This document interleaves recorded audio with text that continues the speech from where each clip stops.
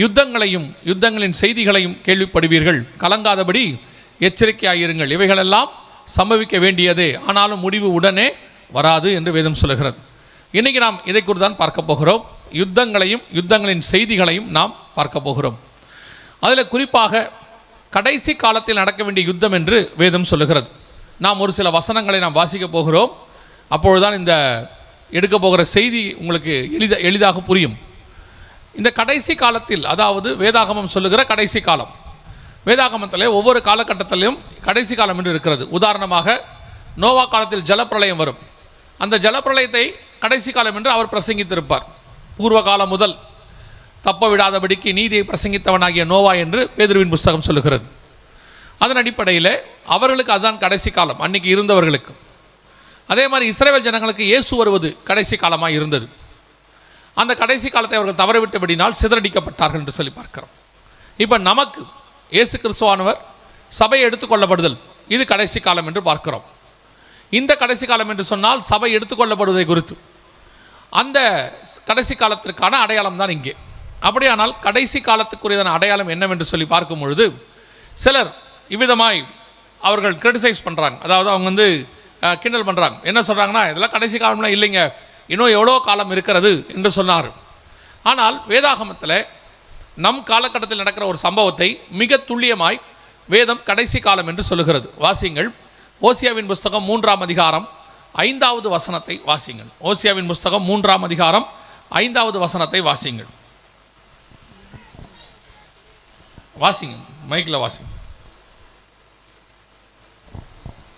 பின்பு இஸ்ரவேல் புத்திரர் திரும்பி தங்கள் தேவனாகிய கர்த்தரையும் தங்கள் ராஜாவாகிய தாவீதையும் தேடி கடைசி நாட்களில் கர்த்தரையும் அவருடைய தயவு நாடி அஞ்சிக்கையாய் வருவார்கள். இந்த வசனத்தின்படி இஸ்ரவேல் ஜனங்கள் எப்பொழுது தங்கள் சுய தேசத்துக்கு திரும்பி வருகிறார்களோ அதை கடைசி காலம் என்று சொல்லி பார்க்கிறோம். ஏனென்றால் அந்த வசனம் சொல்லுகிறது, கடைசி நாட்களில் தங்கள் தேவனாகிய கர்த்தரையும் தங்கள் ராஜாவையும் தேடி அவர்கள் வருவார்கள் என்று வேதம் சொல்லுகிறது.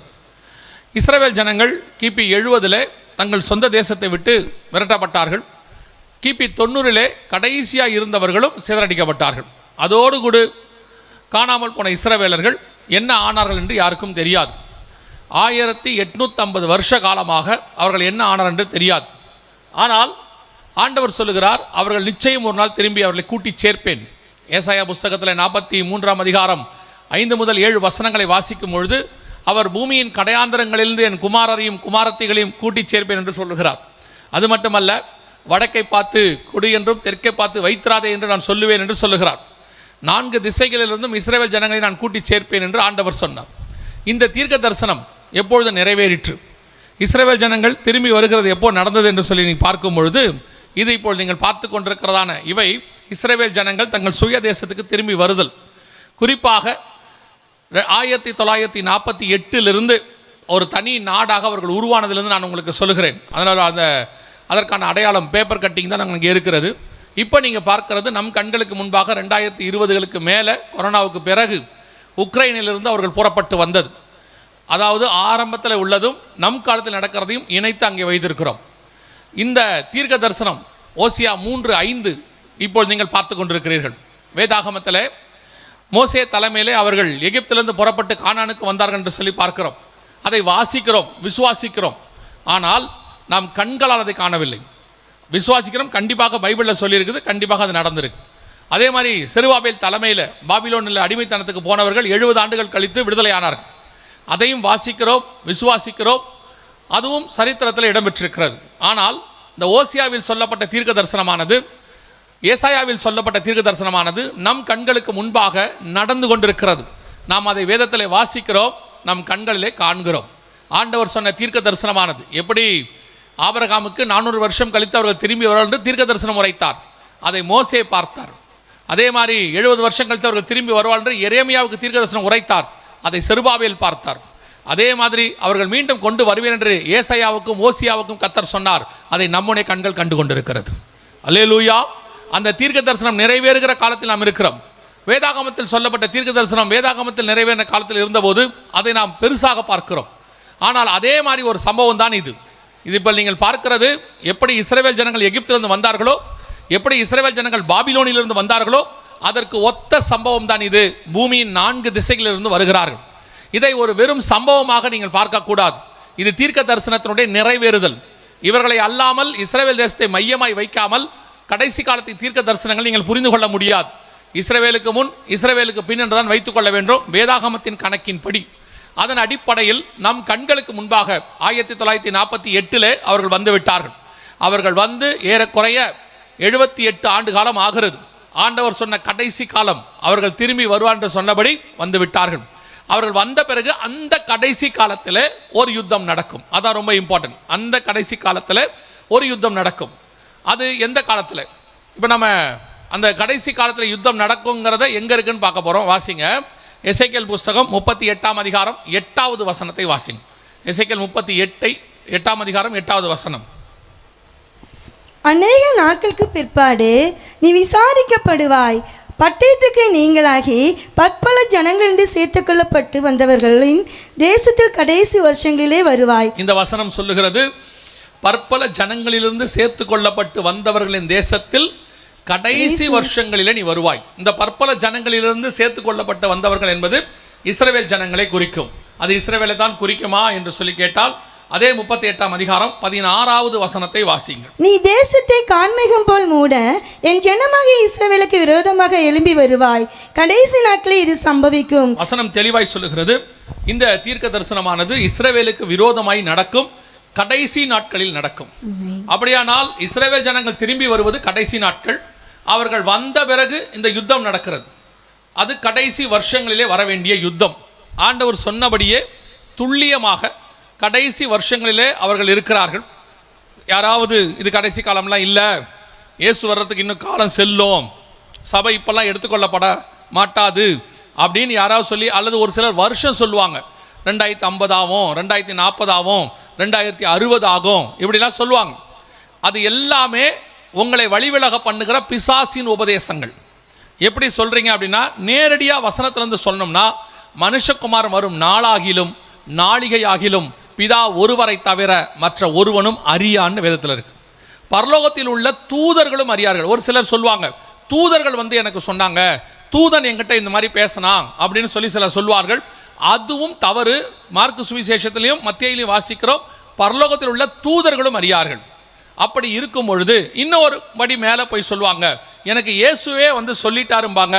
மார்க் எழுதின சுவிசேஷத்தில் வசனம் தெளிவாக சொல்லுது, குமாரனும் அறியார். அதனால் எந்த விதத்தில் யாராவது இயேசு இப்போ வருவார், அப்போ வருவார், அவர் சொன்னார், இவர் சொன்னார், எந்த வருஷத்தை சொன்னாலும் நம்பாதிருங்கள். நினையாத நாளிகையிலே மனுஷகுமாரன் வருவார். அதனால தான் இந்த வேதத்தை நமக்கு கர்த்தர் அப்போஸ்தலர்கள் மூலமாக எழுதி கொடுத்தார், புதிய ஏற்பாடை. அந்த அப்போஸ்தலர்களே மிக தெளிவாக என்ன சொல்லுகிறார்கள் என்று சொன்னால், அவர்கள் காலத்திலேயே வருகை வரும் எதிர்பார்க்கிறார்கள். அவர்களே சொல்லுகிறார்கள், கிறிஸ்துவுக்குள் மரித்தவர்கள் முதலாவது எழுந்திருப்பார்கள், பின்பு உயிரோடு இருக்கிற நாமும் எடுத்துக்கொள்ளப்படுவோம். அவர்களே அப்பவே ரெடியாக இருந்தார்கள். அது மட்டுமல்ல, 1 யோவான் 2:18 யோவான் எழுதும் போது சொல்லுகிறார், பிள்ளைகளே நாம் கடைசி காலத்தில் இருக்கிறோம் என்று எழுதுகிறார். அப்படி என்று சொன்னால் அவர்கள் அப்பொழுதே காத்திருந்தார்கள். ஒவ்வொரு நாளையும் அவர்கள் கடைசி நாளாக பார்த்தார்கள். அதனால தான் அப்பொழுது உள்ளவர்கள் எல்லாம் ஒருத்தரை ஒருத்தர் வாழ்த்தும் போது, இப்போ இருக்கிறவர்கள் எல்லாம் பிரைஸ் தி லார்ட், கர்த்தருக்கு ஸ்தோத்திரம் என்று சொல்லுகிறது போல, அன்னைக்குள்ள பரிசுத்தவான்கள் எல்லாம் ஒருத்தரை ஒருத்தர் காணும் பொழுது மாரநாதா என்று சொல்லி வாழ்த்துவார்களாம். மாரநாதா என்றால் இயேசு சீக்கிரம் வருகிறார் என்று அர்த்தம். ஒவ்வொருத்தரும் அந்த விசுவாச வார்த்தையை சொல்லிக்கொண்டே இருப்பார்களாம். அதே போலத்தான் நம்முடைய காலகட்டத்தில் எப்போ வேணாலும் இயேசு வருவார். அதற்கு ஒரு அடையாளம் என்ன? நம் கண்களுக்கு முன்பாக இஸ்ரவேல் என்ற ஒரு தேசம் இருக்கிறது, இஸ்ரவேல் என்ற ஒரு ஜனம் இருக்கிறது, யூத இனம் இருக்கிறது, எபிரேய மொழி இருக்கிறது, எருசலேம் பட்டணம் இருக்கிறது. அப்படி இருக்கிறது என்றால் இது கடைசி காலம்தான். நமக்கு இன்னும் கொஞ்ச காலம்தான் இருக்கிறது. வருவேன் என்று உரைத்தவர் சீக்கிரம் வரப்போகிறார். அவர் வாக்கு மாறாத தேவன். அவர் சொல்லியும் செய்யாதிருப்பாரோ, வசனத்தும் நிறைவேற்றாதிருப்பாரோ. அவர் சொன்னபடியே இஸ்ரவேல் தேசம், யோசிச்சு பாருங்க, எசேக்கியேல் புஸ்தகம் 37ஆம் அதிகாரத்தில் அந்த உலர்ந்த எலும்புகள் உயிரடையுமா என்று கர்த்தர் கேட்கிறார். தீர்க்கதரிசியை பார்த்து தீர்க்க தரிசனம் உரைக்க சொல்லுகிறார். அவர் தீர்க்க தரிசனம் உரைக்கிறார். அப்படி உரைக்கும் பொழுது 10வது வசனத்தில் அவர் சொல்லுகிற வார்த்தை, அவர்கள் எழும்பி ஒரு சேனையாய் நின்றார்கள் என்று வேதவசனம் சொல்லுகிறது. அப்படியே உலர்ந்த எலும்புகளைப் போல 1850 வருஷமாக தேசங்களுக்குள்ளே கரைந்து போய் மறைந்து போய் எங்கே இருக்கிறார்கள் என்று தெரியாதபடி அறியாதபடி அவர்கள் தேசங்களுக்குள்ளே அவர்கள் சிதறி போய் இருந்தார்கள். ஆனாலும் கர்த்தர் அவர்களை மீண்டும் கூட்டி சேர்த்தார், மீண்டும் இணைத்தார். ஒரு தேசமாக உருவாக்கி இருக்கிறார். எதற்காக? இஸ்ரவேலுக்காக நாம் வக்காலத்து வாங்கவில்லை. இஸ்ரவேல் என்பது நமக்கான அடையாளம். அதாவது அவர்கள் வந்துவிட்டால் இயேசு வரப்போகிறார் என்கிற அடையாளம் அவர்களிடத்தில் இருக்கிறது. அந்த அடையாளத்தை தான் உங்களுக்கு நான் சொல்லுகிறேன். அந்த தேசம் வந்துருச்சுன்னா இயேசு வரப்போகிறார் என்று அர்த்தம். அப்போ அந்த தேசத்துக்கு விரோதமாய் ஒரு யுத்தம் ஒன்று வரும். அந்த யுத்தம் தான் கடைசி யுத்தம் என்று பார்க்கிறோம். சபை காலத்தில் உள்ள கடைசி நாட்களில் சம்பவிக்கும் என்று பார்க்கிறோம். இப்போ இஸ்ரவேல் தேசம் வந்ததிலிருந்து 1948 மே 14 விடுதலை, 15 தேதியிலிருந்து அவர்கள் யுத்தம் இருக்கிறது. அநேக யுத்தங்களை சந்தித்திருக்கிறார்கள். ஏறக்குறைய 6 பெரிய யுத்தங்களை சந்தித்திருக்கிறார்கள். அப்படி இருக்கும்போது எந்த யுத்தத்தை கர்த்தர் சொல்லுகிறார் என்று சொன்னால், அவர்களுக்கு விரோதமாக எழும்பி வரக்கூடிய ஒரு நாடு இருக்கிறது. அந்த நாடு வரும்பொழுதுதான் அது கடைசி யுத்தம். அதாவது இஸ்ரவேல் தேசத்தில் கடைசி நாட்களில் நடக்க வேண்டிய யுத்தம் என்பது அந்த யுத்தம் தான். யார் வருவார் என்று ஆண்டவர் எழுதுகிறார். நன்றாய் கவனித்துக் கொள்ளுங்கள். இஸ்ரவேல் தேசம் 1948 உருவாகும் போது மே மாதம் 15 7 நாடுகள் சூழ்ந்து கொண்டன. எகிப்து, ஜோர்டான் போன்ற சிரியா போன்ற நாடுகள் எல்லாம் சேர்ந்து கொண்டன இஸ்ரவேலை ஒழித்து கட்ட வேண்டும் என்று சொல்லி. அதற்கு பிறகு எத்தனையோ நாடுகள் அவர்களுக்கு விரோதமாய் போராடி இருக்கிறார்கள்.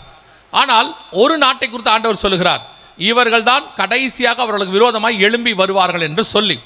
எந்த நாட்டை குறித்து சொல்லுகிறது? வாசிங்கள்.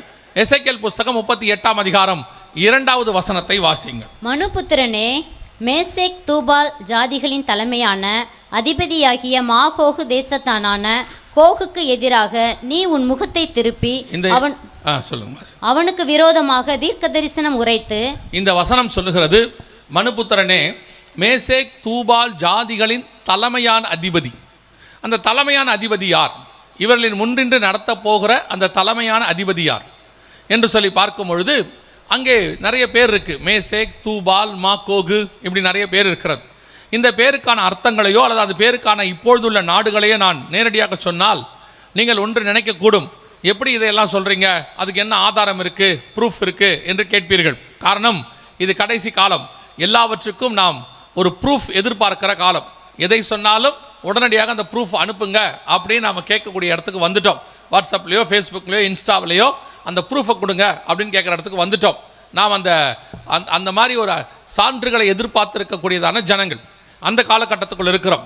அப்படி இருக்கும்பொழுது இந்த பேர்களை எல்லாம் சொன்னால், இந்த பேர்களை எப்படி சொல்லுகிறீர்கள் நீங்கள், எங்களுக்கு அதற்கான ஆதாரத்தை கொடுங்க என்று சொல்லி நீங்கள் கேட்பீர்கள்.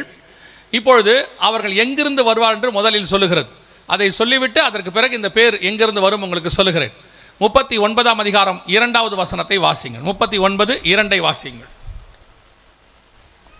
நான் உன்னை திருப்பி உன்னை 6 துரடுகளால் இழுத்து உன்னை வடபுறங்களில் இருந்து எழும்பவும். அப்போ இந்த தேசம் எங்கிருந்து வரும் என்று சொல்லி பார்க்கும் பொழுது இஸ்ரவேல் தேசத்தினுடைய வடபுறத்திலிருந்து எழும்பி வரும் என்று சொல்லி நாம் பார்க்கிறோம். இது இஸ்ரவேல் தேசத்துக்கு இது உலக ஒரு வரைபடம். இந்த இடத்துல நீங்கள் இஸ்ரவேல் தேசத்தின் மேல் ஒரு புள்ளியை வைத்து வடபுறத்துக்கு நேராக ஒரு கோடை வரைவீர்கள் என்று சொன்னால் அது நேராக போய் மாஸ்கோ என்ற இடத்தில் தான் நிற்கும். அப்படியே நேராக போனால் மாஸ்கோவுக்கு போய் நிற்கும்.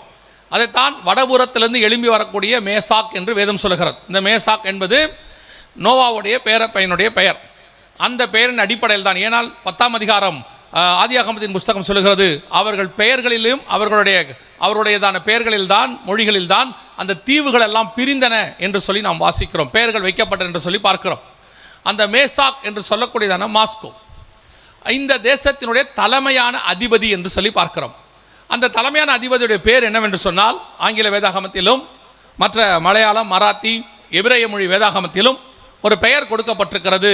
சீஃப் பிரின்ஸ் ஆஃப் ரோஷ் என்கிறதான பெயர் கொடுக்கப்பட்டிருக்கிறது. இந்த பெயர் நீங்கள் வாசிக்க முடியும். ஆங்கில வேதாகமங்களே மற்ற வேதாகமங்களே வாசிக்கலாம். தமிழ் வேதாகமத்தில் மட்டும் அந்த பெயர் மொழிபெயர்க்கப்பட்டிருக்கிறது. சீஃப் பிரின்ஸ் ஆஃப் ரோஷ், அதாவது ரோஷ் என்கிற மேஷாக் அதனுடைய தலைமையான அதிபதி. அந்த ரோஷ் என்கிறதான ஒரு நாடு வடபுறத்திலிருந்து எழும்பி வர வேண்டும் என்று சொல்லி பார்க்கிறோம். இந்த ரோஷ் என்பது எதை குறிக்கிறது? இஸ்ரவேல் தேசத்துக்கு வடபுறத்தில் நேராக இருக்கக்கூடிய நாடு தான் ரஷ்யா. இது 2 நாடுகளுக்கு தலைமையாக, அதாவது மேசேக், தூபால் என்று சொல்லுகிறார்கள். இது 2த்துக்கும் ஏசியா, யூரோப் இந்த 2 கண்டங்களிலும் இது இருக்கும். இது 2த்துக்கும் தலைமையான அதிபதியாகிய ரஷ்யா வடபுறத்திலிருந்து எழும்பி வர வேண்டும் என்று வேதம் சொல்லுகிறது.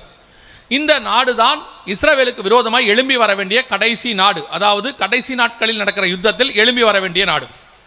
இதுவரைக்கும் இஸ்ரவேலுக்கு விரோதமாக 1948 அநேக நாடுகள் எழும்பி வந்திருக்கிறது. ஆனால் இதுவரைக்கும் ஒரு முறை கூட ரஷ்யா எழும்பி வந்ததில்லை. இத்தனைக்கும் ரஷ்யா அப்படியே மேலே தான் இருக்கிறது. இஸ்ரவேலுக்கு தூரத்தில், அதை விட தூரத்தில் இருக்கிற நாடுகள்லாம் எழும்பி இருக்கிறது. ஆனால் ஒரு நாளும் ரஷ்யா இஸ்ரவேலுக்கு விரோதமாக எழும்பி வரவில்லை. 1948 இஸ்ரவேல் தேசம் உருவாகும் போது ஐநா சபையில் அந்த தேசம் உருவாவதற்கு ஆதரவு அளித்த நாடுகளில் ரஷ்யா தேசமும் ஒன்று. ஆனால் வேதம் சொல்லுகிறது, இந்த ரஷ்யா எப்பொழுது இஸ்ரவேலுக்கு விரோதமாக எழும்பி வருமோ அது கடைசி காலத்தினுடைய யுத்தம் என்று சொல்லி நாம் பார்க்கிறோம். 1917-18 இந்த 2 ஆண்டுகளிலே இஸ்ரவேல் தேசமும் சரி ரஷ்ய தேசமும் சரி உருவாக்கப்பட்டது. பால்ஃபர் டிக்ளரேஷன் என்கிறதான ஒரு ஒப்பந்தத்தின் மூலமாய் ஏறக்குறைய 1800 வருஷம் இல்லாத இஸ்ரவேல் தேசம் மீண்டும் வருவதற்கு வாய்ப்பு கொடுக்கப்பட்டது. அதே காலகட்டத்தில் ரஷ்யாவினுடைய தோழர் விளாடிமிர் லெனின் என்கிறவர் ரஷ்ய புரட்சியின் மூலமாக ரஷ்ய தேசத்தை உண்டாக்கினார், அதை ஒருங்கிணைத்தார். இப்படி 2 நாடுகளும் ஒரே காலகட்டத்தில் உருவாக்கப்பட்டது. இந்த 2 நாடுகளும் சேர்ந்துதான் ஒரு யுத்தத்தை செய்யும். அது நம் கண்களுக்கு முன்பாக சபை காலத்தில் இருக்கக்கூடிய கடைசி யுத்தம் என்று சொல்லி நாம் வேதத்தில் வாசிக்கிறோம்.